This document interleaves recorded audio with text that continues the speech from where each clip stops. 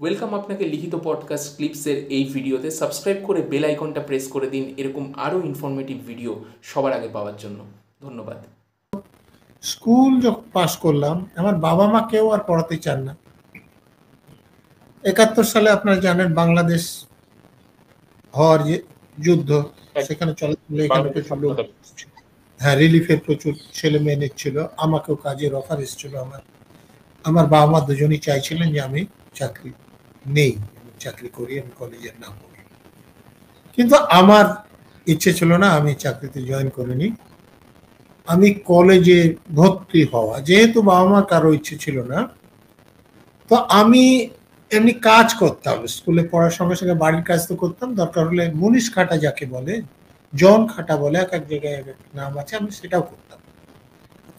আমি BSc pass করার পরও আমি জন হিসেবে কাজ করেছি, দিনমজুর হিসেবে কাজ করেছি। তো কলেজে ভর্তি হওয়ার জন্য আমি এরকম লোকের কাজ করে, মানে পার্ট বিনিয়ে পয়সাটা জোগাড় করে আমি কলেজে ভর্তি হলাম, মানে বাবা মায়ের ইচ্ছার বিরুদ্ধে। এবং বহরমপুরে থাকার জায়গা নাই, তো ডোমকল থেকে যাতায়াত করতে হবে, বাসের ভাড়া। তখন 1 টাকা 55 পয়সা ভাড়া ছিল।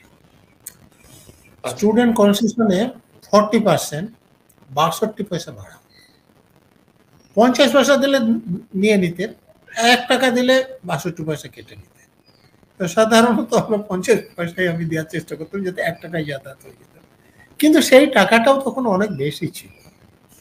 কি করে জোগাড় করা যায়, তো আমার কলেজ যাওয়া হচ্ছিল না। তো তখন আমার ওই হাই স্কুলের হেডমাস্টার মশাই আবারও চেঞ্জ হয়েছে।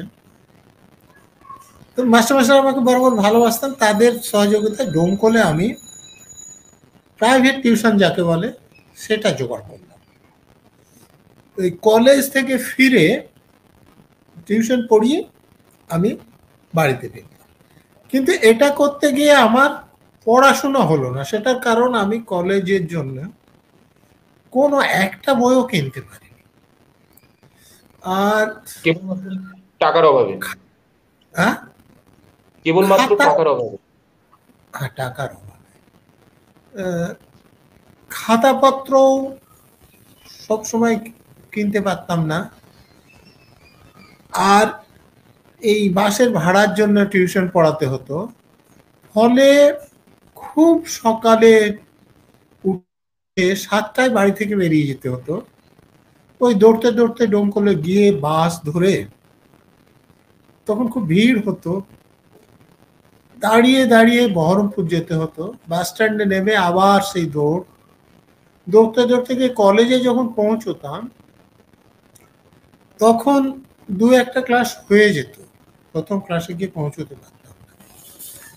আর তারপরে শরীর এত ক্লান্ত থাকতো যে কলেজে ফ্যান ছিল, ফ্যানের নিচে বসলে ঘুম পেত, মানে চোখটা খুলে রাখা সেটাই একটা কঠিন কাজ ছিল। ফলে মাস্টারমশাইরা যা পড়াতেন সেগুলোর অধিকাংশই মাথার উপর দিয়ে বেরিয়ে যেত, বুঝতে পারতাম না। তো কলেজ জীবনে এটা আমার আরো কেমিস্ট্রির মতো একটা সাবজেক্ট, হ্যাঁ, প্র্যাকটিক্যাল ছিল, সেটা তখন বুঝিনি আমি।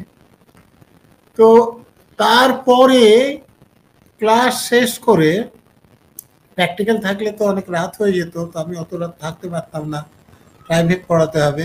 আমি আবার ছুটতে ছুটতে এসে বাস ধরতাম।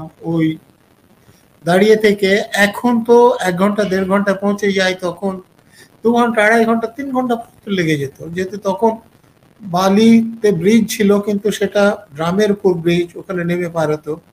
আর ইসলামপুর অর্থাৎ কলাডাঙ্গা ঘাটে ব্রিজ ছিল না, নৌকা করে বাস পার হতো, আমাদের কোনো নৌকায় পার হতে হতো, তো ওখানে অনেকটা সময় লাগতো। তারপর হয়তো 8টার দিকে আমি ডোমকল পৌঁছাতাম, কি 8:30টার দিকে।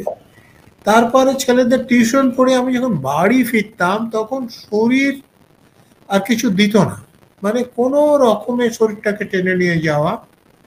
এবং বাড়ি যখন পৌঁছতাম, তখন কোনো কোনো দিন ক্যালেন্ডারে পরের দিন শুরু হয়ে গেছে, অর্থাৎ 12টা পেরিয়ে গেছে।